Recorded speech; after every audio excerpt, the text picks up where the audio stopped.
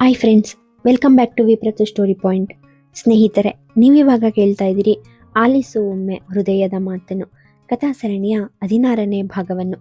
ತಡ ಮಾಡದೆ ಕಥೆಗೋಗೋಣ. ನಗರದಿಂದ ಅವರು ತಲುಪಬೇಕಾಗಿದ್ದ ಜಾಗಕ್ಕೆ ಇರುವ ಅಂತರ 20ರಿಂದ 30 ಕಿಲೋಮೀಟರ್ ಇದ್ದಿರಬೇಕು. ಮೂವರಿಗೂ ಅಲ್ಲಿಗೆ ತಲುಪಲು ಯಾವುದೇ ಆತುರವಿರಲಿಲ್ಲ. ಅದೇ ಕಾರಣದಿಂದ ಅಶ್ವಿನ್ ಕಾರನ್ನು ನಿಧಾನವಾಗಿ ಓಡಿಸುತ್ತಿದ್ದ. ಹಿಂದಿನ ಸೀಟಿಗೆ ಜಿಗಿಯಲು ಹೊರಟಿದ್ದವನನ್ನು ತನ್ನ ಬಳಿಯೇ ಕೂರಿಸಿಕೊಂಡಿದ್ದ ಅಶ್ವಿನ್. ಅವನ ಪಕ್ಕವೇ ಕುಳಿತ ಸೌರವ್ ಇನ್ನೂ ಕೂಡ ಮಲಗುವ ವ್ಯರ್ಥ ಪ್ರಯತ್ನ ನಡೆಸುತ್ತಿದ್ದ. ಸಾಮಾನ್ಯವಾಗಿ ಅಗತ್ಯವಿರುವಷ್ಟು ಮಾತ್ರ ಮಾತನಾಡುವ ಅಶ್ವಿನ್ ಇಂದು ಆರಾಮವಾಗಿ ಮತ್ತು ನಿರಂತರವಾಗಿ ಮಾತನಾಡುತ್ತಲೇ ಇದ್ದ. ಅವನ ಮಾತಿಗೆ ಸೌರವ್ ಕೂಡ ಸಮಾನವಾಗಿ ಉತ್ತರಿಸುತ್ತಿದ್ದ. ಅವರ ಸಂಭಾಷಣೆಯಿಂದ ಅವರ ನಡುವೆ ಆಳವಾದ ಸ್ನೇಹವಿದೆ ಎಂಬುದು ಶೀತಲ್ಗೆ ಅರ್ಥವಾಗಿತ್ತು. ಈ ಮಧ್ಯೆ ಸೌರವ್ ಶೀತಲ್ ಜೊತೆಯೂ ಮಾತನಾಡುತ್ತಿದ್ದನು. ಅವಳಿಗೆ ಆದಷ್ಟು ಕಂಫರ್ಟ್ ಫೀಲ್ ಕೊಡಲು ಪ್ರತಿಯೊಂದು ಬೇಡಿಕೆಗಳನ್ನು ತಾನೇ ಒತ್ತಾಯಿಸಿ ಕೇಳುತ್ತಿದ್ದ. ಅಶ್ವಿನ್ ಫೋನ್ ರಿಂಗ್ ಆಯಿತು. ಅದು ಅವನ ತಾಯಿ ಸುಮಂಗಲರ ಕರೆ. ಆದ್ದರಿಂದ ಅವನು ಕಾರನ್ನು ನಿಧಾನಗೊಳಿಸಿ ಕಾಲ್ ಪಿಕ್ ಮಾಡಿ ಫೋನನ್ನು ಕಿವಿಯ ಬಳಿಗೆ ಇಟ್ಟುಕೊಂಡನು. ಆ ಕಡೆಯಿಂದ ಏನನ್ನೋ ಕೇಳಿರಬೇಕು. ಅದಕ್ಕೆ ಅಶ್ವಿನ್ ಉತ್ತರಿಸಿದ, ಹೌದು, ಸೌರವ್ ಫಾರ್ಮ್ ಹೌಸ್. ಯಾರ್ಯಾರಿದ್ದೀರಿ ಎಂದು ಕೇಳಿರಬೇಕು. ಅದಕ್ಕೆ ಅಶ್ವಿನ್, ನಾನು, ಸೌರವ್ ಮತ್ತೆ ಎಂದು ಮಾತನ್ನು ತುಂಡರಿಸಿದ. ಇನ್ನೊಂದು ಕಡೆಯಿಂದ ಧ್ವನಿ ಬಂದ ತಕ್ಷಣ ಅಶ್ವಿನ್ನ ಕಣ್ಣುಗಳು ಆ ಸಮಯದಲ್ಲಿ ಹೊರಗೆ ಇದ್ದ ಕಾರಿನ ಮಿರರಲ್ಲಿ ಶೀತಲಾಳನ್ನು ನೋಡಲಾರಂಭಿಸಿದವು. ಅಶ್ವಿನ್ ಕಾರನ್ನು ಪಕ್ಕದಲ್ಲಿ ನಿಲ್ಲಿಸಿ ಸೀಟ್ ಬೆಲ್ಟ್ ಬಿಚ್ಚಿದವನು, 1 ನಿಮಿಷ ಎಂದು ಹೇಳಿ ಇಳಿದು ಸ್ವಲ್ಪ ದೂರ ನಡೆದ. ಸೌರವ್ ಕೂಡ ಶೀತಲ್ ಜೊತೆ ಹೊರಗೆ ನೋಡಿದಾಗ ಅಶ್ವಿನ್ ಯಾವುದೋ ಜಗಳದಲ್ಲಿ ಸಿಲುಕಿರುವಂತೆ ನಿರಂತರವಾಗಿ ಫೋನ್ನಲ್ಲಿ ಮಾತನಾಡುತ್ತಿರುವುದನ್ನು ಗಮನಿಸಿದ. ತಕ್ಷಣ ಸೌರವ್ ಕೂಡ ತನ್ನ ಸೀಟ್ ಬೆಲ್ಟ್ ಬಿಚ್ಚುತ್ತಾ, ನಾನೀಗಲೇ ಬರ್ತೀನಿ ಎಂದು ಹೇಳಿ ಇಳಿದು ಹೋದ. ಶೀತಲ್ ಏನೂ ಮಾತನಾಡಲಿಲ್ಲ, ಸುಮ್ಮನೆ ತಲೆ ಆಡಿಸಿದಳಷ್ಟೆ. ಸೌರವ್ ಅಶ್ವಿನ್ ಜೊತೆ ನಿಂತು ಮಾತನಾಡುತ್ತಿರುವುದನ್ನು ನೋಡಿದಳು. ನಂತರ ಅವಳು ತನ್ನ ಫೋನ್ ತೆಗೆದು ತನ್ನ ಚಿಕ್ಕಮ್ಮನಿಗೆ ಕಾಲ್ ಮಾಡಿದ್ದಳು. ಅಶ್ವಿನ್ ಇಲ್ಲಿಗೆ ಬಂದಿದ್ದರಿಂದ ಸುಮಂಗಲರಿಗೆ ಬೇಸರವಾಗಿರಬಹುದು. ಕೆಲವು ನಿಮಿಷಗಳ ಕಾಲ ಮಾತನಾಡಿದ ನಂತರ ಇಬ್ಬರೂ ಹಿಂತಿರುಗಿದ್ದರು. ಶೀತಲ್ ಇಬ್ಬರನ್ನು ನೋಡಿ, ಏನಾದರೂ ಪ್ರಾಬ್ಲಮ್ ಆಯ್ತಾ ಎಂದಳು ತುಸು ಹೆದರುತ್ತಾ. ಸೌರವ್ ತನ್ನದೇ ಆದ ಶೈಲಿಯಲ್ಲಿ ಹೌದು ಎಂದ. ಶೀತಲ್ ಕನ್ನಡಿಯಲ್ಲಿ ಅಶ್ವಿನ್ ಅನ್ನು ನೋಡುತ್ತಿದ್ದಂತೆ ಅವನು ನಗುತ್ತಾ ಕಣ್ಣಲ್ಲೇ ಏನೂ ತೊಂದರೆ ಇಲ್ಲ ಎಂದು ಸೂಚಿಸಿದ್ದ. ಸ್ವಲ್ಪ ದೂರ ನಡೆದ ನಂತರ ಸೌರವ್, ಟೀ ಕುಡಿಯೋಣ ಎಂದಾಗ ಶೀತಲ್ ಕೂಡ ಓಕೆ ಎಂದಿದ್ದಳು. ಅಶ್ವಿನ್ ಮುಂದಿರುವ ಡಾಬಾದ ಮುಂದೆ ಕಾರನ್ನು ನಿಲ್ಲಿಸಿದ. ಮೂವರು ಇಳಿದು ಅತ್ತ ನಡೆದರು. ಶೀತಲ್ ಆ ಡಾಬಾ ಮಾಲೀಕರನ್ನು ವಿಚಾರಿಸಿ ಇನ್ನೊಂದು ಕಡೆಗೆ ಹೋದಳು. ಅವಳು ಹಿಂತಿರುಗಿ ಬಂದಾಗ ಅಶ್ವಿನ್ ಕಾರಿನ ಬಾನೆಟ್ ಬಳಿ ನಿಂತಿರುವುದನ್ನು ಮತ್ತು ಸೌರವ್ ಅಂಗಡಿಯವನೊಂದಿಗೆ ಮಾತಿಗೆ ಇಳಿದಿದ್ದನ್ನು ಗಮನಿಸಿದಳು. ತಕ್ಷಣ ಏನೋ ಯೋಚಿಸುತ್ತಾ ಶೀತಲ್ ಅಶ್ವಿನ್ನ ಬಳಿಗೆ ಹೋಗಿ ಅಲ್ಲಿ ನಿಂತು, ಏನಾದರೂ ಸಮಸ್ಯೆ ಆಗಿದ್ಯಾ ಎಂದು ಬಲು ಅಪ್ಯಾಯಮಾನತೆಯಿಂದ ಕೇಳಿದಳು. ಏನಿಲ್ಲ ಎಂದವನು ಎತ್ತಲೋ ನೋಡುತ್ತಾ ನಿಂತ. ಶೀತಲ್ ಅಶ್ವಿನ್ನ ಮುಖವನ್ನು ಸಂಪೂರ್ಣವಾಗಿ ನೋಡಿ, ನಿಜವಾಗೂ ಎಂದಳು. ವಾಸ್ತವವಾಗಿ ಆ ಕಾಲ್ ಬಂದ ನಂತರ ಅಶ್ವಿನ್ ಸ್ವಲ್ಪ ಚಿಂತಿತನಾಗಿರುವುದು ಶೀತಲ್ಗೆ ಸ್ಪಷ್ಟವಾಗಿ ಕಾಣಿಸಿತ್ತು. ಅಶ್ವಿನ್ ಅವಳತ್ತ ಮುಖ ಮಾಡಿ, ಫ್ಯಾಮಿಲಿಯವರೆಲ್ಲ ಬೇರೆ ಕಡೆ ಹೋಗೋಕೆ ಪ್ಲಾನ್ ಮಾಡಿದ್ರು, ಆದರೆ ನಾನು ಅವ್ರ ಜೊತೆ ಹೋಗದೆ ಇಲ್ಲಿಗೆ ಬಂದೆ. ಅದಕ್ಕೆ ನಮ್ಮ ಅಜ್ಜ ಮತ್ತು ನಮ್ಮಮ್ಮ ಸ್ವಲ್ಪ ಕೋಪ ಮಾಡ್ಕೊಂಡಿದ್ದಾರೆ ಎಂದು ಉತ್ತರಿಸಿದವನು ನಿಡುಸಿರೊಂದನ್ನು ಹೊರಚೆಲ್ಲಿದ. ಶೀತಲ್ 1 ನಿಮಿಷ ಮೌನವಾಗಿದ್ದಳು. ನಂತರ ಏನೋ ಯೋಚಿಸಿದವಳು, ನಿಮಗೆ ಆ ಪ್ಲಾನ್ ಬಗ್ಗೆ ಮೊದಲೇ ತಿಳಿದಿರ್ಲಿಲ್ವಾ ಎಂದು ಕೇಳಿದಳು. ಅಶ್ವಿನ್ ತನ್ನ 2 ಕೈಗಳನ್ನು ಎದೆಯ ಮೇಲೆ ಕಟ್ಟಿ ಕಾರಿಗೆ ಹೊರಗೆ ನಿಂತು, ತಿಳಿದಿತ್ತು ಎಂದು ಹೇಳಿದನು. ಅಶ್ವಿನ್ ಈಗ ಚಿಂತೆ ಮಾಡುತ್ತಿರುವ ಬಗ್ಗೆ ಶೀತಲ್ಗೆ ಅರಿವಾಯಿತು. ಏನೂ ಮಾತನಾಡದೆ ಸುಮ್ಮನೆ ನಿಂತು ಬಿಟ್ಟಳು. ಅಶ್ವಿನ್ ಅವಳ ಕಡೆಗೆ ನೋಡಿ, ನನಗೆ ನಿನ್ನ ಜೊತೆ ಟೈಮ್ ಸ್ಪೆಂಡ್ ಮಾಡಬೇಕಿತ್ತು. ನನಗಿದಕ್ಕಿಂತ ಒಳ್ಳೆ ಅವಕಾಶ ಮುಂದೆಂದೂ ಸಿಗಲಾರ್ದು ಎಂದು ಹೇಳಿದಾಗ ಚಕಿತಳಾದ ಶೀತಲ್ ಅವನತ್ತ ನೋಟ ಬೀರಿದಳು. ಆ ಕಣ್ಣುಗಳಲ್ಲಿದ್ದ ಪ್ರೇಮದ ತೀವ್ರತೆಯನ್ನು ತಾಳಲಾರದೆ ತನ್ನ ಕಣ್ಣುಗಳನ್ನು ಬೇರೆಡೆಗೆ ತಿರುಗಿಸಿದಳು. ಅವನ ಮಾತುಗಳು ಅವಳ ಮನದಲ್ಲಿ ಸುನಾಮಿಯನ್ನು ಎಬ್ಬಿಸಿದ್ದವು. ನಾಚಿಕೆ ಮೈದುಂಬಿ ಬಂದಾಗ ಅವನಿಗೆ ತೋರಗುಡದೆ ತನ್ನ ಪ್ಯಾಂಟ್ ಜೇಬಿಗೆ ಕೈ ತುರಿಸಿ ನೆಲದಲ್ಲಿ ಚಿತ್ತಾರ ಬಿಡಿಸಲಾರಂಭಿಸಿದಳು. ಸೌರವ್ ತಾನೊಂದು ಕಪ್ ಟೀ ಹಿಡಿದು ಆ ಡಾಬಾ ಹುಡುಗನ ಕೈಯಲ್ಲಿ 2 ಟೀಗಳನ್ನು ಇರಿಸಿ ಇವರಿಬ್ಬರ ಬಳಿಗೆ ನಡೆದು ಬಂದನು. ಅವಳನ್ನೇ ನೋಡುತ್ತಾ ಮನದಲ್ಲಿ ನಗುತ್ತಿದ್ದ ಅಶ್ವಿನ್ ಮುಖ ಈಗ ಭಾವರಹಿತವಾಯಿತು. ಶೀತಲ್ ನಾಚಿಕೆಗೆ ಕೆಂಪೇರಿದ್ದ ಮುಖವನ್ನು ತೋರಿಸಲಾಗದೆ ನೆಲ ನೋಡುತ್ತಿದ್ದಳು. ಅಶ್ವಿನ್ ತಾನೇ ಮುಂದೆ ಬಂದು ಆ ಹುಡುಗನ ಕೈಯಿಂದ ಟೀ ಪಡೆದು ಶೀತಲ್ ಮುಂದೆ ಹಿಡಿದನು. ನಡುಗುವ ಕೈಗಳು ಮುಂದೆ ಬರಲು ಮೀನಾಮೇಷ ಎಣಿಸಿದವು. ಸ್ಥಿರವಾಗಿ ನಿಂತ ಅಶ್ವಿನ್ ಕೈಯನ್ನು ನೋಡಿದವಳು ಬೇರೆ ದಾರಿ ಕಾಣದೆ ಅವನಿಂದ ಟೀ ಪಡೆದಳು. ಅನಂತರ ತಾನೊಂದು ಪಡೆದವನು ಗೆಳೆಯನ ಬಳಿಗೆ ನಡೆದು ಮಾತಿಗೆ ಇಳಿದ. ಮಗ, ವ್ಯೂ ತುಂಬಾ ಚೆನ್ನಾಗಿದೆ, ಫೋಟೋ ತಗೊಳ್ಳೋಣವಾ? ಸೌರವ್ ಟೀ ಸಿಪ್ ಮಾಡುತ್ತಾ ಸುತ್ತಲಿನ ನೇಚರನ್ನು ಕಣ್ತುಂಬಿಕೊಳ್ಳುತ್ತಿದ್ದ. ಹೌದು ಮಗ, ನನಗೂ ಹಾಗೆ ಅನ್ನಿಸ್ತು ಎಂದ ಅಶ್ವಿನ್ ಶೀತಲ್ ಕಡೆ ನೋಡುತ್ತಾ. ಗೆಳೆಯ ಹೇಳಿದ್ದೇ ತಡ ಸೌರವ್ ತನ್ನ ಫೋನ್ ತೆಗೆದು ಫೋಟೋ ಕ್ಲಿಕ್ಕಿಸಲು ಶುರು ಮಾಡಿದನು. ಶೀತಲ್ ಬೇಡವೆಂದರೂ ಕೇಳದೆ ಅವಳ ಫೋಟೋಗಳನ್ನೂ ಸಹ ಕ್ಲಿಕ್ಕಿಸಿದ್ದ. ಅದೆಷ್ಟೋ ಫೋಟೋಗಳು ಭಾವಸಹಿತವಾಗಿ ಸೌರವ್ ಫೋನಲ್ಲಿ ಬಂದು ಕುಳಿತವು. ಮೂವರು ಕಾರು ಏರಿದರು. ಸೌರವ್ ಈಗ ಡ್ರೈವ್ ಮಾಡಲು ಮುಂದಾದ. ಒಂದು ಪುಟ್ಟ ಬ್ರೇಕ್ನ ನಂತರ ಮತ್ತೆ ಅದೇ ಹಳೆಯ ಅಶ್ವಿನ್ ಅಲ್ಲಿ ಹಾಜರಾಗಿದ್ದ. ಅವನ ಮಾತುಗಳು, ನಗು ಶೀತಲ್ಗೆ ಸಾವಿರಾರು ಕನಸುಗಳನ್ನು ಎಣೆಯಲು ದಾರಿ ಮಾಡಿಕೊಟ್ಟಿದ್ದವು.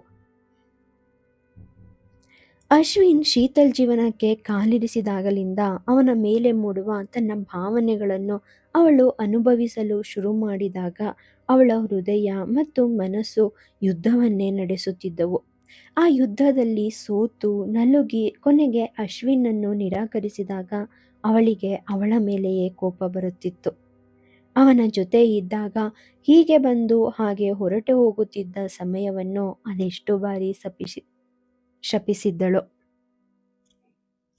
ಹೇಳಬೇಕೆಂದರೆ ಅಶ್ವಿನ್ ಹೇಗೆ ಅವಳೊಟ್ಟಿಗೆ ಸಮಯ ಕಳೆಯಲು ಹಾತೊರೆಯುತ್ತಿದ್ದನೋ ಶೀತಲ್ ಕೂಡ ಹಾಗೆಯೇ ಅವನ ಜೊತೆ ಕಾಲ ಕಳೆಯಲು ಹಂಬಲಿಸುತ್ತಿದ್ದಳು. ಅದೇ ಕಾರಣದಿಂದ ಅವನ ಜೊತೆ ಇಷ್ಟು ದೂರ ಬಂದಿದ್ದಳು. ಆದರೆ ಈಗ ಅವನು ಆಡಿದ ಮಾತುಗಳಿಂದ ಅವಳಿಗೆ ಭಯವಾಗುತ್ತಿತ್ತು. ಮನದಲ್ಲಿ ಮೂಡುತ್ತಿದ್ದ ಆತಂಕವನ್ನು ಯೋಚಿಸುತ್ತಾ ಅವಳ ಮುಖದಲ್ಲಾಗುತ್ತಿದ್ದ ಬದಲಾವಣೆಗಳನ್ನು ಕಪ್ಪು ಕನ್ನಡಕ ಧರಿಸಿದ್ದ ಕಣ್ಣುಗಳೆರಡು ಎವೆಯಿಕ್ಕದೆ ನೋಡುತ್ತಿದ್ದುದು ಅವಳ ಅರಿವಿಗೆ ಬಂದಿರಲಿಲ್ಲ. ಸೌರವ್ ಮಾತುಗಳು ಈ ಪ್ರಯಾಣವನ್ನು ವೇಗವಾಗಿ ಮುಗಿಸಿದ್ದವು. ಕಾರು ದೊಡ್ಡ ಕಾಂಪೌಂಡ್ ಹೊಂದಿದ್ದ ಫಾರ್ಮ್ ಒಳಗೆ ಸುಯ್ಯೆಂದು ನುಗ್ಗಿತ್ತು. ಸುತ್ತಲಿನ ವನಸಿರಿ ನೋಡುಗರ ಕಣ್ಣು ಕುಕ್ಕುವಂತಿತ್ತು. ಸೆಕ್ಯೂರಿಟಿಗೆ ಮೊದಲೇ ಹೇಳಿದ್ದ ಕಾರಣ ಆತ ಗೇಟ್ ತೆಗೆದು ದೂರದಲ್ಲಿ ನಿಂತಿದ್ದ. ಸೌರವ್ಗೆ ಅದೊಂದು ಕೆಟ್ಟ ಅಭ್ಯಾಸ. ಗೇಟ್ ತೆಗೆಯುವವರೆಗೂ ಕಾಯುವುದು ಅವನಿಂದ ಆಗದ ಮಾತು. ಅದಕ್ಕೆ ಮೊದಲೇ ಹೇಳಿಡುತ್ತಿದ್ದ. ಆ ಮಾತನ್ನು ಆ ಸೆಕ್ಯೂರಿಟಿ ಏನಾದರೂ ಮೀರಿದರೆ ಅಲ್ಲೇ ತನ್ನ ಕಾರನ್ನು ನಿಲ್ಲಿಸಿ ಸೀದಾ ನಡೆದು ಬಿಡುತ್ತಿದ್ದ. ಅವನ ಕೋಪ ಹೀಗೆಯೇ ಇರುತ್ತಿತ್ತು. ಸುತ್ತಮುತ್ತಲಿನ ಸೌಂದರ್ಯವನ್ನು ನೋಡಿ ಶೀತಲಾಳ ಕಣ್ಣುಗಳು ಅರಳಿದ್ದವು. ಕಾರು ಮನೆಯ ಮುಂದೆ ನಿಂತ ತಕ್ಷಣ ಹೊರಗೆ ನಿಂತಿದ್ದ ಒಬ್ಬ ಪುರುಷ ಮತ್ತು ಮಹಿಳೆ ತಕ್ಷಣ ಕಾರಿನ ಕಡೆಗೆ ಓಡಿ ಬಂದರು. ಸೌರವ್ ಕೆಳಗಿಳಿದವನು, ಆರ್ ಯು ರೆಡಿ ಗೈಸ್ ಎಂದು ಕೇಳಿದ. ಹೌದು ಸರ್, ಆಲ್ಮೋಸ್ಟ್ ಎಲ್ಲ ಕಂಪ್ಲೀಟ್ ಆಗಿದೆ ಎಂದ ಆ ವ್ಯಕ್ತಿ. ಯಾರಾದರೂ ಬಂದಿದ್ದಾರಾ ಎಂದು ಕೇಳಿದ ಸುತ್ತಲೂ ಕಣ್ಣಾಡಿಸುತ್ತ. ಯಾರೂ ಇನ್ನೂ ಬಂದಿಲ್ಲ ಸರ್ ಅಂದ ಆ ವ್ಯಕ್ತಿ. ಅಷ್ಟೊತ್ತಿಗಾಗಲೇ ಶೀತಲ್ ಕೂಡ ಇಳಿದು ಅವನ ಬಳಿಗೆ ಬಂದಿದ್ದಳು. ಶೀತಲ್, ಇವರು ಸುಂದರ್ ಮತ್ತೆ ಇವರು ರಾಣಿ, ಇಬ್ರು ಈ ಜಾಗ ನೋಡ್ಕೋತಾರೆ. ಏನಾದರೂ ಬೇಕಾದ್ರೆ ನೀವು ಇವ್ರ ಹತ್ರ ಕೇಳಿರಬಹುದು. ಎಲ್ಲರೂ ನಿಧಾನವಾಗಿ ಬರ್ತಾರೆ. ಅಲ್ಲಿವರೆಗೂ ನೀವು ಸ್ವಲ್ಪ ವಿಶ್ರಾಂತಿ ತಗೊಳ್ಳಿ. ನಾನು ಮತ್ತೆ ಅಶ್ವಿನ್ ಒಂದು ವಾಕ್ ಹೋಗಿ ಬರ್ತೀವಿ ಎಂದು ಹೇಳಿ ಸಿಳ್ಳು ಹಾಕುತ್ತಾ ಕಾರಿನ ಕಡೆಗೆ ನಡೆದ. ಸುಂದರ್ ಶೀತಲಾಳ ಬ್ಯಾಗನ್ನು ಎತ್ತಿಕೊಂಡು ಮುಂದೆ ಹೋದ ತಕ್ಷಣ ಅಶ್ವಿನ್ ಕಾರಿನಿಂದ ಹೊರಗೆ ಇಣಿಕೆ ಶೀತಲ್ ಎಂದು ಕರೆದ. ತಿರುಗಿದವಳು ಹಾ ಹೇಳಿ ಎಂದಳು. ಆಂಟಿಗೆ ಕಾಲ್ ಮಾಡು ಎಂದಾಗ ನಕ್ಕು ಓಕೆ ಎಂದಳು. ಶೀತಲ್ ಸುಂದರ್ ಮತ್ತು ರಾಣಿಯರ ಹಿಂದೆ ನಡೆದಳು. ಅಶ್ವಿನ್ ಇನ್ನೂ ಅಲ್ಲೇ ನಿಂತಿರುವುದನ್ನು ನೋಡಿದ ಸೌರವ್ ನಾವು ಸ್ವಲ್ಪ ಹೊರಗೋಗಿದ್ ಬರೋಣ ಎಂದ. ಅಶ್ವಿನ್ ಆದರೆ ನಾವೆಲ್ಲಿಗೆ ಹೋಗ್ತಿದ್ದೀವಿ ಎಂದ. ಶೀತಲ್ ಅವನಿಂದ ದೂರ ಆದದ್ದು ಅವನಿಗೆ ಬೇಸರ ತರಿಸಿತ್ತು. ಕಾರಿನಲ್ಲಿ ಕುಳಿತ ಸೌರವ್ ಏನೋ ತಗೊಳ್ಳೋದಿದೆ ಎಂದ. ಅಶ್ವಿನ್ ಅವನನ್ನು ನೋಡುತ್ತಾ ಏನು ತೆಗೆದುಕೊಳ್ಳೋದಿದೆ ಎಂದ ಒಂದೇ ಉಬ್ಬಾರಿಸಿ. ಸೌರವ್ ನಗುತ್ತಾ ಹೇಳಿದ ನಾವು ಕಾಲೇಜ್ ಟೈಮಲ್ಲಿ ಇದನ್ನ ತಗೊಳ್ತಾ ಇದ್ವಿ ಎಂದ ಹುಬ್ಬು ಕುಣಿಸುತ್ತಾ. ಅಂದ್ರೆ ಇದು ಕೂಡ ಒಂದು ಪ್ಲಾನ್ ಹಾ? ಅಶ್ವಿನ್ ಕಣ್ಣುಗಳು ಅರಳಿದ್ದವು.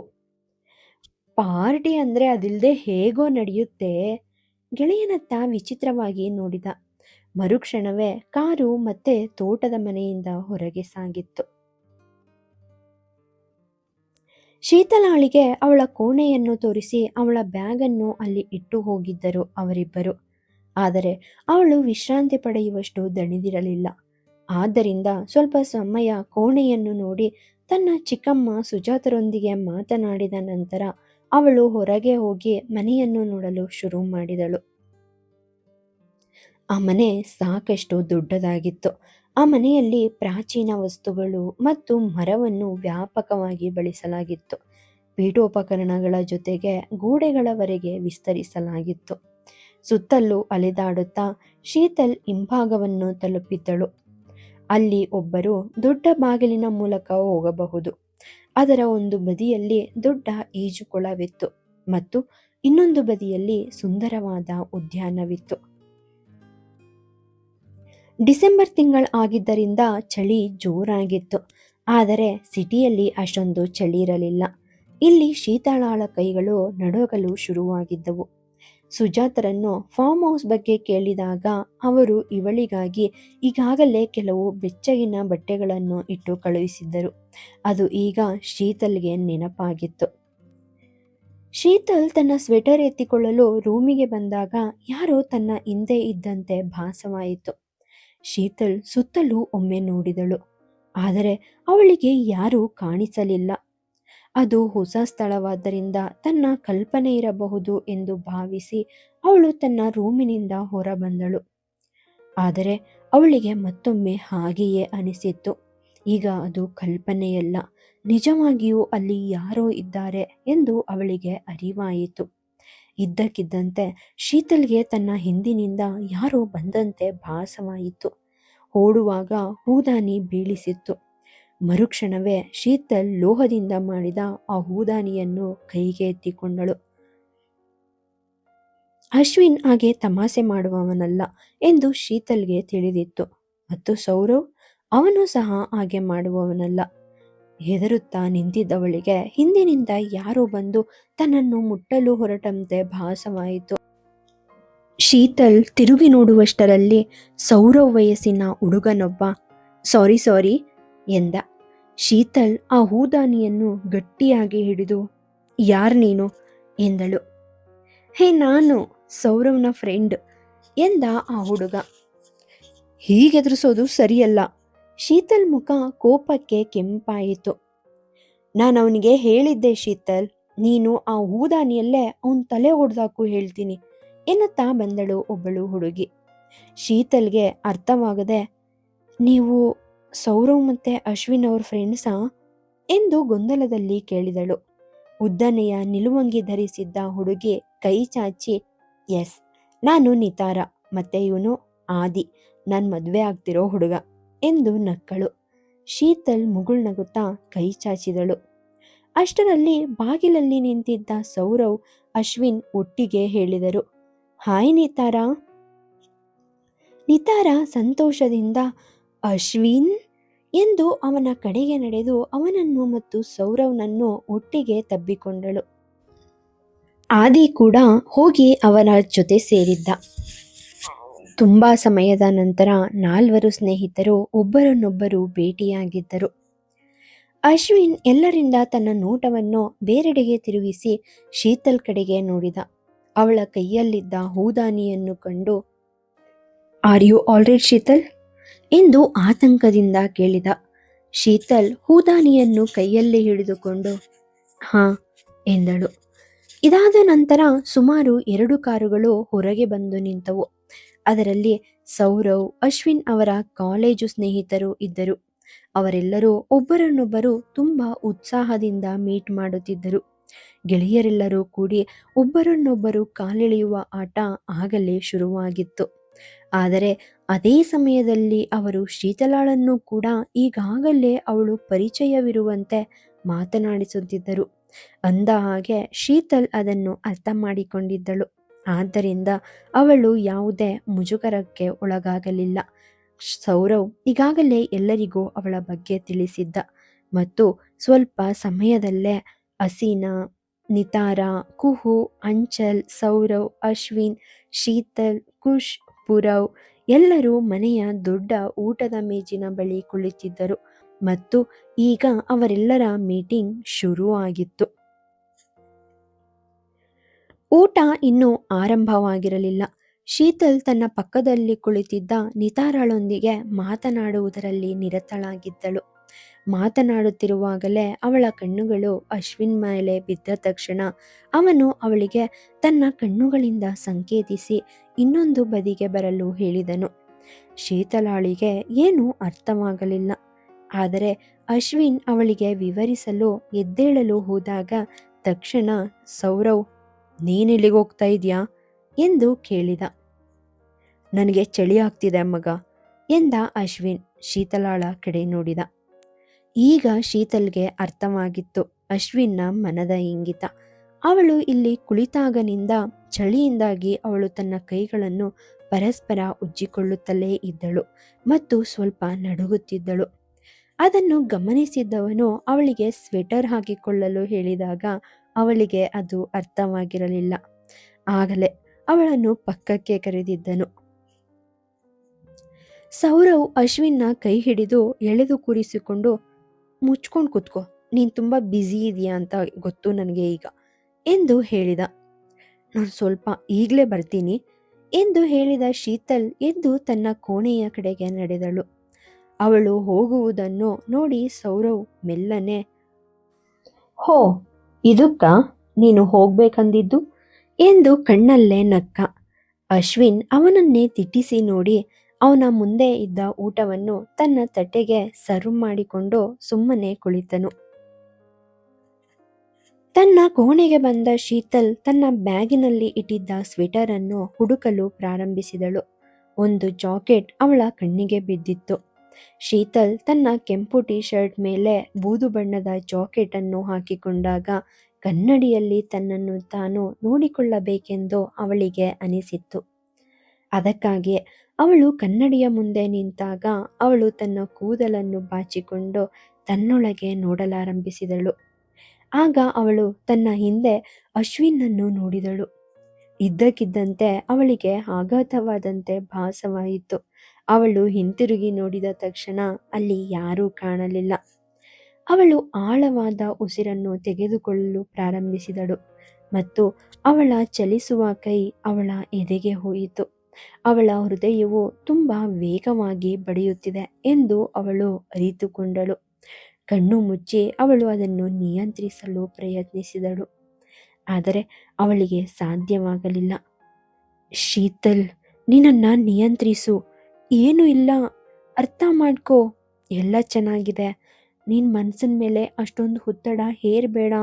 ನೀನು ಇಲ್ಲಿಗೆ ಬಂದಿದೀಯಾ, ಎಂಜಾಯ್ ಮಾಡು, ಮತ್ತೆ ಎಲ್ಲರ ಜೊತೆನೂ ಮಾತಾಡು, ಎಲ್ಲರ ಜೊತೆನೂ ಖುಷಿಯಾಗಿರು. ಆದರೆ ಅಶ್ವಿನ್ ಹತ್ರ ಅಲ್ಲ ಎಂದು ತನಗೆ ತಾನೇ ಹೇಳಿಕೊಂಡಳು. ಇಲ್ಲಿ ಅಶ್ವಿನ್ ಊಟ ಮಾಡುತ್ತಿದ್ದನು. ಆದರೆ ಅವನ ಗಮನ ಇನ್ನೂ ಶೀತಲ್ ಯಾವ ದಿಕ್ಕಿನಲ್ಲಿ ಹೋಗಿದ್ದಳೆಂಬುದರ ಮೇಲಿತ್ತು. ಎಲ್ಲರ ನಡುವಿನ ಸಂಭಾಷಣೆ ನಿರಂತರವಾಗಿ ನಡೆಯುತ್ತಿತ್ತು. ಎಲ್ಲರೂ ಒಟ್ಟಾಗಿ ಕೆಲವು ಹಳೆಯ ವಿಷಯಗಳನ್ನು ಪುನರಾವರ್ತಿಸುವುದರಲ್ಲಿ ನಿರತರಾಗಿದ್ದರು. ಅವರೆಲ್ಲರೂ ಬ್ಯುಸಿಯಾಗಿದ್ದರು. ಆಗಲೇ ಶೀತಲ್ ತನ್ನ ಕೂದಲನ್ನು ಅರ್ಧ ಹಗುರವಾದ ಕ್ಲಿಪ್ನಿಂದ ಕಟ್ಟಿಕೊಂಡು ಬಂದು ನಿತಾರ ಪಕ್ಕದಲ್ಲಿ ಕುಳಿತಳು. ಅಶ್ವಿನ್ನ ಕಣ್ಣುಗಳು ತನ್ನ ಮೇಲೆ ಮಾತ್ರ ಇವೆ ಎಂದು ಅವಳಿಗೆ ತಿಳಿದಿತ್ತು. ಆದ್ದರಿಂದ ತನ್ನನ್ನು ತಾನು ನಿಯಂತ್ರಿಸಿಕೊಂಡು ಅವಳು ತನ್ನ ಕೂದಲನ್ನು ಸ್ವಲ್ಪ ಹಿಂದಕ್ಕೆ ಸರಿಸಿ ಅಶ್ವಿನ್ನನ್ನು ನೋಡಿದಳು. ಅವನು ಬಹುಶಃ ಮಾತಿನಲ್ಲಿ ತೊಡಗಿಕೊಂಡಿದ್ದನು. ಆಳವಾದ ಉಸಿರನ್ನು ತೆಗೆದುಕೊಳ್ಳುತ್ತಾ ಶೀತಲ್ ತನ್ನ ತಟ್ಟೆಯನ್ನು ಎಳೆದುಕೊಂಡಳು. ನೀತಾರ ಅವಳ ಪ್ಲೇಟ್ಗೆ ಬಡಿಸಿದಳು. ಪುರಬ್ ಜೊತೆ ಮಾತನಾಡುತ್ತಿರುವಾಗ ಅಶ್ವಿನ್ನ ನೋಟ ಕುರ್ಚಿಯ ಮೇಲೆ ಕುಳಿತಿದ್ದ ಶೀತಲಾಳ ಮೇಲೆ ಒಂದು ಕ್ಷಣ ನಿಂತಿತು. ಮರುಕ್ಷಣವೇ ಅವನು ಪುರಬ್ಗೆ ಏನೋ ಉತ್ತರಿಸಲು ಪ್ರಾರಂಭಿಸಿದನು. ಅಷ್ಟರಲ್ಲಿ ಸೌರವ್, ಶೀತಲ್, ಕಾಲೇಜಲ್ಲಿ ನಾವು ಅಶ್ವಿನ್ನ ಏನಂತ ಕರೀತಾ ಇದ್ವಿ ಗೊತ್ತಾ ನಿನಗೆ ಎಂದ. ಶೀತಲ್ ಗೊತ್ತಿಲ್ಲವೆಂಬಂತೆ ತಲೆ ಆಡಿಸಿದಳು. ಲೈಲಾ ಇಲ್ಲದ ಮಜ್ನು ಎಂದು ಹೇಳಿ ಜೋರಾಗಿ ನಕ್ಕನು. ನಿತಾರ ಮಧ್ಯ ಬಾಯಿ ಹಾಕಿ, ಹೌದು, ಪ್ರೀತಿ ಬಗ್ಗೆ ಅವನ ಆಲೋಚನೆಗಳು, ಅದನ್ನ ಹುಡುಕೋಕೆ ಅವನು ಕಳೆದ ಶತಮಾನಕ್ಕೆ ಹೋಗ್ಬೇಕಾಗಬಹುದು ಅಂತ ತೋರ್ತಿತ್ತು ನಮ್ಗೆಲ್ಲ ಎಂದು ನಕ್ಕಳು. ಹಸೀನಾ, ಅದು ಸರಿ, ಎಲ್ಲ ಹುಡುಗರಿಗೂ 3 ಅಥವಾ 4 ಬ್ರೇಕಪ್ ಆಗೋ ವಯಸ್ಸಲ್ಲಿ ಅವನಿಗೆ ಒಂದೇ ಒಂದು ಹುಡುಗಿ ಕೂಡ ಇರಲಿಲ್ಲ ಎಂದಳು. ಖುಷ್, ನಿನಗೆ ಅರ್ಥ ಆಯ್ತಾ ಇಲ್ವಾ? ಯಾರಾದರೂ ಬಂದು ಹೇಳಿದ್ರು ಅವನು ಹೌದು ಅಂತ ಹೇಳ್ತಾ ಇರಲಿಲ್ಲ. ಅವನು ನೀನು ಹೃದಯನ ಹೇಗ್ ಮುರ್ದ ಗೊತ್ತಾ ಎಂದು ನಕ್ಕ. ಶೀತಲಾಳ ಕಣ್ಣುಗಳು ಈಗ ಹಸೀನಾಳ ಮೇಲೆ ಬಿದ್ದವು. ಹಸೀನಾ ಊಟ ಮಾಡುತ್ತಾ, ನೀವು ಹುಚ್ಚರು, ಈಗ ಅಂತ ಒಳ್ಳೆ ವ್ಯಕ್ತಿ ಮುಂದೆ ಇದ್ರೆ ಯಾರು ಪ್ರಪೋಸ್ ಮಾಡೋದನ್ನ ನಿಲ್ಲಿಸ್ತಾರೆ ಎಂದಳು. ನಿತಾರ ಶೀತಲಾಳ ಕಿವಿಯಲ್ಲಿ, ಹಸೀನಾ 1 ವರ್ಷ ಅಶ್ವಿನ್ನ ಫಾಲೋ ಮಾಡ್ತಾ ಇದ್ಲು. ಆದರೆ ಅವನು ಸಿಗದೇ ಇದ್ದಾಗ ಅವಳು ಫಾರಿನ್ ಹುಡುಗನ್ನ ಮದುವೆ ಆದ್ಲು ಎಂದು ಪಿಸುಗುಟ್ಟಿದಳು. ಹಸೀನಾ, ಜೋಸೆಫ್ ತುಂಬ ಒಳ್ಳೆಯವನು. ಎಸ್, ಮತ್ತೆ ನಾನು ಅವನೊಂದಿಗೆ ತುಂಬ ಖುಷಿಯಾಗಿದ್ದೀನಿ ಎಂದಳು. ನಿತಾರ, ಹಾಗಾದ್ರೆ ನಾನು ಯಾವಾಗ ಏನಾದರೂ ಹೇಳ್ದೆ, ನಾನು ಆದಿ ಜೊತೆ ಸಂತೋಷವಾಗಿದ್ದೀನಿ, ಮತ್ತೆ ಹೇಗಾದರೂ ಅಶ್ವಿನ್ ಕೂಡ ಭಾವನಾ ಜೊತೆ ಸಂತೋಷವಾಗಿರ್ತಾನೆ ಎಂದು ಇದ್ದಕ್ಕಿದ್ದಂತೆ ಮಾತು ನಿಲ್ಲಿಸುತ್ತಾ, 1 ನಿಮಿಷ, ಅಶ್ವಿನ್, ನೀನು ಭಾವನಾನ ಯಾಕೆ ಕರ್ಕೊಂಡು ಬಂದಿಲ್ಲ? ಕರ್ಕೊಂಡು ಬರಬೇಕಿತ್ತು, ನಾವೆಲ್ಲರೂ ಅವಳನ್ನ ಭೇಟಿಯಾಗಬಹುದಿತ್ತು ಎಂದಳು. ಶೀತಲಾಳ ಹೃದಯದಲ್ಲಿ ಮತ್ತೊಮ್ಮೆ ಬರಸಿಡಿಲು ಎರಗಿದಂತೆ ಭಾಸವಾಯಿತು. ಅವಳ ಮನದ ಅಳಲಿನ ಧ್ವನಿ ಅಶ್ವಿನ್ ಕಿವಿಗಳನ್ನು ತಲುಪಿತ್ತು. ಅವನ ಕೈಗಳು ಅಲ್ಲೇ ಸ್ಥಿರವಾದವು. ತಕ್ಷಣ ಅವನ ನೋಟ ನೆಲ ನೋಡಿತ್ತು. ಅವರಿಬ್ಬರ ಮನಸ್ಥಿತಿಯನ್ನು ಅರ್ಥ ಮಾಡಿಕೊಂಡ ಸೌರವ್ ವಿಷಯ ಬದಲಾಯಿಸಿದನು. ಸರಿ, ಅಶ್ವಿನ್ ತನುಜಾ ಸರ್ ಅವರ ಪುಸ್ತಕದಲ್ಲಿ ಶ್ರದ್ಧಾ ಮೇಡಮ್ ಹೆಸರಿನಲ್ಲಿ ಬರೆದಿದ್ದ ಪತ್ರ ನಿಮ್ಗೆಲ್ರಿಗೂ ನೆನಪಿದೆನಾ ಎಂದನು. ಎಲ್ಲರ ಗಮನ ಸೌರವ್ ಕಡೆಗೆ ತಿರುಗುತ್ತಿದ್ದಂತೆ ಶೀತಲ್ ತಲೆ ಎತ್ತದೆಯೇ ದೀರ್ಘ ಉಸಿರನ್ನು ತೆಗೆದುಕೊಂಡಳು. ಅಶ್ವಿನ್ನ ಮುಖಭಾವಗಳು ಕೂಡ ಬದಲಾಗಿದ್ದವು. ಆದರೆ ಅವನು ಅದನ್ನು ತನ್ನ ಮುಖದಲ್ಲಿ ತೋರಿಸಲು ಬಿಡಲಿಲ್ಲ. ಮತ್ತೊಮ್ಮೆ ಎಲ್ಲರೂ ಹೇಳಿದರು, ಹೋ ಹೌದು, ಅವತ್ತಿಂದ ಅವರು ಶ್ರದ್ಧಾ ಮೇಡಮ್ ಅವ್ರನ್ನ ರಹಸ್ಯವಾಗಿ ನೋಡ್ತಾನೆ ಇದ್ರು. ನಂತರ ಒಂದಿನ ಅವರು ರಾತ್ರಿ ಕಾಲ್ ಮಾಡಿದಾಗ ಕಾಲೇಜಲ್ಲಿ ತುಂಬ ನಾಟಕ ನಡೀತಿತ್ತು. ಶ್ರದ್ಧಾ ಮೇಡಮ್ ಅವ್ರ ಯಜಮಾನ್ರು ಬಂದಿದ್ರು. ಅಶ್ವಿನ್, ತನುಜಾ ಸರ್ ಮೇಡಮ್ ಅವ್ರನ್ನ ಕಾಲೇಜ್ ದಿನಗಳಿಂದ ಇಷ್ಟಪಡ್ತಾ ಇದ್ರು ಅಂತ ಕಾಲೇಜಲ್ಲಿ ಎಲ್ರಿಗೂ ತಿಳಿದಿತ್ತು. ಅವರಿಗೆ ಅದನ್ನ ಹೇಳೋಕೆ ಸಾಧ್ಯನೇ ಆಗಲಿಲ್ಲ. ಹಾಗಾಗಿ ಎಂದು ಮಾತು ನಿಲ್ಲಿಸಿದ. ಆಂಚಲ್, ಮತ್ತೆ ನೀನು ಆ ಕೆಲಸನ ಸುಲಭಗೊಳಿಸಿದೆ ಅಲ್ವಾ ಎಂದಾಗ ಎಲ್ಲರೂ ಒಟ್ಟಿಗೆ ನಕ್ಕರು. ಶೀತಲ್ ಕೂಡ ಎಲ್ಲರೊಂದಿಗೆ ಒಗ್ಗಟ್ಟಿನಿಂದ ಮುಗುಳ್ನಕ್ಕು ಎಲ್ಲರನ್ನೂ ನೋಡಲು ಮತ್ತೊಮ್ಮೆ ತಲೆ ಎತ್ತಿದಳು. ಖುಷ್, ಶೀತಲ್, ನೀನು ನಿನ್ನ ಬಗ್ಗೆ ಏನಾದರೂ ಹೇಳು. ನೀನು ಕೂಡ ಕಾಲೇಜ್ ಟೈಮಲ್ಲಿ ಇಂಥ ಏನೋ ಕೆಟ್ಟ ಕೆಲಸ ಮಾಡಿರ್ತೀಯ ಅಲ್ವಾ ಎಂದ. ಶೀತಲ್, ಇಲ್ಲ, ಅಷ್ಟೇನೂ ಇಲ್ಲ. ಆದರೂ ನಾನೊಮ್ಮೆ ಉಪನ್ಯಾಸಕರ ಕನ್ನಡಕವನ್ನು ಅಡಗಿಸಿ ಇಟ್ಟಿದ್ದೆ. ಕ್ಲಾಸ್ ರೂಮಲ್ಲಿ ಪಟಾಕಿಗಳನ್ನ ಸಿಡಿಸಿದ್ದೆ. ಉಪನ್ಯಾಸಕರ ಕಾರಿನ ಟೈರನ್ನು 3 ಬಾರಿ ಪಂಚರ್ ಮಾಡಿದ್ದೆ. ಮತ್ತೆ ಒಬ್ಬ ಉಪನ್ಯಾಸಕರ ಸೀಟನ್ನು ಎನ್ನುತ್ತಿರುವಾಗಲೇ ಸೌರವ್, ಸಾಕು ಸಾಕು ಶೀತಲ್, ಇದನ್ನೆಲ್ಲ ನೀನೊಬ್ಳೇ ಮಾಡಿದ್ಯಾ ಎಂದ ಕಣ್ಣರಳಿಸಿ. ಇಲ್ಲಪ್ಪ, ನನ್ನ ಜೊತೆ ಒಂದು ಹುಡುಗಿರ್ ಗ್ಯಾಂಗ್ ಇತ್ತು ಶೀತಲ್ ಎಂದಾಗ ಎಲ್ಲರೂ ಒಟ್ಟಿಗೆ ನಕ್ಕರು. ಸಂಭಾಷಣೆ ಹೀಗೆಯೇ ಮುಂದುವರಿಯಿತು ಮತ್ತು ನಿಧಾನವಾಗಿ ಸಂಜೆ ಆಳವಾಗಲು ಪ್ರಾರಂಭಿಸಿತು. ಫಾರ್ಮ್ ಹೌಸ್ನ ಹಿಂಭಾಗದಲ್ಲಿ ಪಾರ್ಟಿ ಅರೇಂಜ್ ಮಾಡಿದ್ದರು. ಆದ್ದರಿಂದ ಎಲ್ಲರೂ ಒಂದೊಂದಾಗಿ ವಸ್ತುಗಳನ್ನು ಎತ್ತಿಕೊಂಡು ಹೊರಗೆ ಇಡುವಲ್ಲಿ ನಿರತರಾಗಿದ್ದರು. ಶೀತಲಾಳ ಮುಖದಲ್ಲಿ ಅವಳು ಇಲ್ಲಿರುವುದು ಸಂತೋಷವಾಗಿದೆ ಎಂದು ಸ್ಪಷ್ಟವಾಗಿ ಗೋಚರಿಸುತ್ತಿತ್ತು. ಎಲ್ಲರ ಮುಂದೆ ಅಶ್ವಿನ್ ಬಯಸಿದರೂ ಶೀತಲ್ ಕಡೆಗೆ ಹೆಜ್ಜೆ ಹಾಕಲು ಸಾಧ್ಯವಾಗಲಿಲ್ಲ. ಶೀತಲ್ ಕೈಯಲ್ಲಿ ದೊಡ್ಡ ಕುಶನ್ ಹಿಡಿದುಕೊಂಡು ಹಿಂತಿರುಗುತ್ತಿದ್ದಾಗ ಇದ್ದಕ್ಕಿದ್ದಂತೆ ಅವಳ ಕಾಲು ಕೆಳಗೆ ಹರಡಿದ್ದ ಕಾರ್ಪೆಟ್ನಲ್ಲಿ ಸಿಲುಕಿಕೊಂಡಿತ್ತು. ಅವಳು ಎಡವಿ ಬೀಳುವ ಮೊದಲೇ ಅಶ್ವಿನ್ ಅವಳ ತೋಳನ್ನು ಹಿಡಿದನು ಮತ್ತು ಶೀತಲ್ ತನ್ನ ಸಮತೋಲನವನ್ನು ಮರಳಿ ಪಡೆದ ತಕ್ಷಣ ಅಶ್ವಿನ್ ತಕ್ಷಣವೇ ತನ್ನ ಕೈಯನ್ನು ಅವಳ ತೋಳಿನಿಂದ ತೆಗೆದನು. ಆದರೆ ಕೆಳಗೆ ನೋಡಿದಾಗ ಶೀತಲಾಳ ಕಣ್ಣುಗಳು ಅವನ ತೋಳಿನ ಮೇಲೆ ಬಿದ್ದವು. ಅಶ್ವಿನ್ ಈಗ ಅವಳನ್ನು ಬಿಟ್ಟು ಬಿಟ್ಟಿದ್ದ. ಅಶ್ವಿನ್, ಹುಷಾರಾಗಿ ನೋಡ್ಕೊಂಡು ಓಡಾಡು ಎಂದ.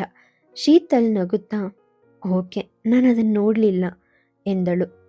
ಅಶ್ವಿನ್ ಶೀತಲ್ ಇಬ್ಬರನ್ನು ನೋಡುತ್ತಾ, ನಿತಾರ, ಸೌರವ್, ನೀನು ನಮಗೆ ಏನೋ ಹೇಳೋಕೆ ಹೊರಟಿದ್ಯಾ, ಸರಿ ತಾನೇ ಎಂದಳು. ಸೌರವ್ ಆಸನ ವ್ಯವಸ್ಥೆ ಮಾಡುವಾಗ, ಹೌದು, ನೀನು ಮುಂದೆ ನೋಡ್ತಾ ಇದೆಯಲ್ಲ ಅದೇ ಎಂದ. ಅಷ್ಟರಲ್ಲಿ ಹಸೀನಾ, ಖುಷ್ ಕೂಡ ಅವರನ್ನು ಗಮನಿಸಿದ್ದರು. ಪುರಬ್, ಇವರಿಬ್ರು ಒಬ್ರನ್ನೊಬ್ರು ಇಷ್ಟಪಡ್ತಾರಾ ಅಚ್ಚರಿಯಿಂದ ಕೇಳಿದ. ನಿತಾರ, ನನಗೂ ಇದೇ ಡೌಟ್ ಬರ್ತಾ ಇದೆ. ಅಶ್ವಿನ್ನ ಕಣ್ಗಳು ಆಗಾಗ್ಗೆ ಶೀತಲಾಳ್ ಮೇಲ್ ಬೀಳ್ತಿವೆ. ಶೀತಲ್ ಕೂಡ ಅವನ ನೋಟದಿಂದ ಚೂರು ಅನ್ಕಂಫರ್ಟ್ ಆದಾಗೆ ಕಾಣಿಸ್ತಾಳೆ ಎಂದಳು. ಸೌರವ್ ಹಾಸಿಗೆಯನ್ನು ಸವರುತ್ತಾ, ಹೌದು, ಅವರಿಬ್ರು ಒಬ್ರನ್ನೊಬ್ರು ಇಷ್ಟಪಡ್ತಾ ಇಲ್ಲ, ಪ್ರೀತಿಸ್ತಾ ಇದ್ದಾರೆ ತುಂಬ ಎಂದ. ಅಂಚಲ್, ಆದ್ರೆ ಅಶ್ವಿನ್ ಮದ್ವೆ ಕಣ್ಣರಳಿದ್ದವು ಅವನವು. ಸೌರವ್, ಅದೇ ಸೋ ಕಾಲ್ಡ್ ಮ್ಯಾರೇಜ್ ಎಂದ. ಆಶ್ಚರ್ಯದಿಂದ ನಿತಾರ, ಆರ್ ಯು ಸೀರಿಯಸ್ ಎಂದಳು. ಅಷ್ಟರಲ್ಲಿ ಶೀತಲ್ ಅವರ ನಡುವೆ ಬಂದಳು. ನಿತಾರ ತಕ್ಷಣ ತನ್ನ ಕೈಯಿಂದ ಕುಶನ್ ತೆಗೆದುಕೊಂಡು, ಶೀತಲ್, ದಯವಿಟ್ಟು ಸುಂದರ್ಗೆ ಪಾನೀಯಗಳನ್ನ ತರೋಕೆ ಹೇಳು, ನನ್ನ ಗಂಟ್ಲು ಉಣುಕ್ತಾ ಇದೆ ಎಂದಳು. ಓಕೆ, ನಾನು ಅವ್ರಿಗೆ ಹೇಳ್ತೀನಿ ಎಂದು ಶೀತಲ್ ಆ ಕಡೆಗೆ ಹಿಂತಿರುಗಿದಳು. ಎಲ್ಲರೂ ಒಟ್ಟಾಗಿ ಸೌರವ್ ಕಡೆಗೆ ನೋಡುತ್ತಾ, ನಮಗೆ ಅವರಿಬ್ರು ಫುಲ್ ಸ್ಟೋರಿ ಗೊತ್ತಾಗಬೇಕು ಎಂದರು. ಸೌರವ್ ಇದ್ದಕ್ಕಿದ್ದಂತೆ ಸ್ವಲ್ಪ ಹಿಂದಕ್ಕೆ ಸರಿದು, ನೀವೆಲ್ಲ ಯಾಕೆ ಕೋಪ ಮಾಡ್ಕೊಳ್ತಾ ಇದ್ದೀರಾ? ನಾನು ನಿಮಗೆ ಹೇಳ್ತಿದ್ದೀನಿ, ವಾಸ್ತವವಾಗಿ ಅಶ್ವಿನ್ನ ಮದುವೆನ ಅವರಜ್ಜ ಈಗಾಗಲೇ ನಿಶ್ಚಯಿಸಿದ್ದಾರೆ. ಆದರೆ ಅಶ್ವಿನ್ ಕೆಲವು ತಿಂಗಳುಗಳ ಹಿಂದೆ ಶೀತಲ್ನ ಭೇಟಿಯಾದ, ಅಂದರೆ ಭಾವನಾಳನ್ನ ಭೇಟಿಯಾದ ಮೇಲೆ ಎಂದು ನಿಲ್ಲಿಸಿದ. ಅಶ್ವಿನ್, ನೀವೆಲ್ಲರೂ ಇಲ್ಲಿ ಗುಂಪಾಗಿ ಸೇರ್ಕೊಂಡು ಏನು ಮಾಡ್ತಾ ಇದ್ದೀರಾ ಎನ್ನುತ್ತಾ ಅವರ ಬಳಿಗೆ ಬಂದ. ನಿತಾರ, ಯಾರೋ ಮನೆಯೊಳಗಿರೋಕೆ ಯೋಚಿಸ್ತಾ ಇದ್ದಾರೆ ಅಂತ ಮಾತಾಡ್ತಾ ಇದ್ವಿ ಎಂದು ಮಾತನ್ನು ಬದಲಾಯಿಸಿದಳು. ಅಷ್ಟರಲ್ಲಿ ಶೀತಲ್ ಅವಳ ಹಿಂದೆ ಬಂದಳು. ಸುಂದರ್ ಕೈಯಲ್ಲಿ ಒಂದು ಟ್ರೇ ಹಿಡಿದಿದ್ದನು. ಬಾ, ನಾವು ಕುಳಿತುಕೊಳ್ಳೋಣ ಎಂದು ಸೌರವ್ ಕುಳಿತುಕೊಂಡನು ಮತ್ತು ಅವನ ಜೊತೆಗೆ ಪೂರ್ವ, ಆದಿ, ಕುಶ್, ಅಂಚಲ್, ನಿತಾರ ಎಲ್ಲರೂ ಕುಳಿತರು. ಶೀತಲ್ ನಿತಾರ ಬಳಿ ಕುಳಿತುಕೊಳ್ಳಲು ಪ್ರಾರಂಭಿಸಿದ ತಕ್ಷಣ ಹಸೀನಾ ಹೋಗಿ ಅವಳ ಬಳಿ ಕುಳಿತಳು. ಅಶ್ವಿನ್ನ ಕಣ್ಣುಗಳು ನೇರವಾಗಿ ಸೌರವ್ ಮೇಲೆ ಬಿದ್ದವು. ಮರುಕ್ಷಣವೇ ಅಶ್ವಿನ್ ಸೌರವ್ ಕಡೆಗೆ ತಿಟ್ಟಿಸಿ ಹೇಳಿದನು, ಈ ಬಾರಿ ನಾನು ಯಾರನ್ನು ಸುಮ್ಮನೆ ಬಿಡೋದಿಲ್ಲ ಎಂದನು. ಅಷ್ಟರಲ್ಲಿ ಹಸೀನಾ, ಇಲ್ಲಿ ಬಾ ಎಂದು ಹೇಳಿ ಶೀತಲಾಳನ್ನು ತನ್ನ ಪಕ್ಕದಲ್ಲಿ ಕೂರಿಸಿಕೊಂಡಳು. ಆದಿ ಅಶ್ವಿನ್ ನಿಂತಿರುವುದನ್ನು ನೋಡಿ, ಈಗ ನೀನು ಕುಳಿತುಕೊಂಬಾರಯ್ಯ ನಾವು ಧೈರ್ಯ ಮಾಡಿ ನಿನ್ ಜೊತೆ ಆಟ ಆಡ್ತೀವಿ ಎಂದ. ಅಶ್ವಿನ್ ಸುತ್ತಲೂ ನೋಡಿದಾಗ ಎಲ್ಲರೂ ಕುಳಿತಿದ್ದನ್ನು ಕಂಡನು. ಶೀತಲಾಳಿಗೆ ಮಾತ್ರ ಕುಳಿತುಕೊಳ್ಳಲು ಸ್ಥಳವಿತ್ತು ಮತ್ತು ಅದರ ಮೇಲೆ 2 ಧೈರ್ಯಗಳು. ಅಶ್ವಿನ್ ತಲೆ ಕೆರೆದುಕೊಂಡು, ನೀವೆಲ್ಲರೂ ಈಗ ಕುಳಿತಿದ್ದೀರಾ, ಆರಾಮ ಕುಳಿತುಕೊಳ್ಳಿ ಹೀಗೆ ಹೇಳುತ್ತಾ ಅವನು ಹತ್ತಿರದಲ್ಲಿ ಇಟ್ಟಿದ್ದ ಸಂಗೀತ ವ್ಯವಸ್ಥೆಯನ್ನು ಆನ್ ಮಾಡಿದ್ದನು. ಸೌರವ್ ತಲೆಯ ಮೇಲೆ ಕೈಯಿಟ್ಟು, ಅವನು ಒಪ್ಪಿಗೆ ಇಲ್ಲದೆ ಅವನು ಏನನ್ನೂ ಮಾಡೋಕ್ ಹೋಗೋದಿಲ್ಲ ಎಂದ. ಹಸೀನಾ ತನ್ನ ಭುಜಗಳನ್ನು ಮೇಲಕ್ಕೆತ್ತಿ, ಈಗ ನಾನಂತೂ ಎದ್ದೇಳಲೇಬೇಕು, ಸಂಗೀತ ಡ್ಯಾನ್ಸ್ ನನ್ನ ದೌರ್ಬಲ್ಯ ಎಂದು ಹೇಳುತ್ತಾ ಮುಂಭಾಗಕ್ಕೆ ಚಲಿಸಿದಳು. ಕುಹು ಕೂಡ ಅವಳೊಂದಿಗೆ ಹೆಜ್ಜೆ ಹಾಕಿದಳು. ಆದಿ ತನ್ನ ಕಣ್ಣುಗಳಿಂದ ಸಂಕೇತ ನೀಡಿದ ತಕ್ಷಣ ನಿತಾರ ಶೀತಲ್ ಜೊತೆ ಎದ್ದು ಆ ಕಡೆಗೆ ನಡೆದಳು ಮತ್ತು ನಂತರ ಪೂರ್ವ ಹಾಡನ್ನು ಬದಲಾಯಿಸಿದಳು. ಸಂಗೀತ ತೇಲಿ ಬರುತ್ತಿತ್ತು. ಎಲ್ಲರೂ ತಾಳಕ್ಕೆ ಒಪ್ಪುವ ಹಾಗೆ ಹೆಜ್ಜೆ ಹಾಕಲು ಶುರು ಮಾಡಿದರು. ಸಹೃದಯದ ಸಾಹಿತ್ಯ ಅಭಿಮಾನಿಗಳೇ, ಥ್ಯಾಂಕ್ ಯು ಸೋ ಮಚ್ ಈ ಚಾನಲ್ನ ವಿಸಿಟ್ ಮಾಡಿದ್ದಕ್ಕೆ. ಕತೆ ಹೇಗೆ ಬಂದಿದೆ ಅಂತ ಕಮೆಂಟ್ ಮೂಲಕ ತಿಳಿಸಿ. ಹಾಗೆ ಹೊಸಬ್ರು ಯಾರಾದರೂ ನೋಡಿ ನಿಮ್ಗೆ ಈ ಕತೆ ಇಷ್ಟ ಆಯಿತು ಅಂತ ಅಂದರೆ ಚಾನಲ್ನ ಸಬ್ಸ್ಕ್ರೈಬ್ ಮಾಡ್ಕೊಳ್ಳಿ. Thank you so much. ಸಿರಿಗನ್ನಡಂ ಗೆಲ್ಗೆ, ಸಿರಿಗನ್ನಡಂ ಬಾಳ್ಗೆ.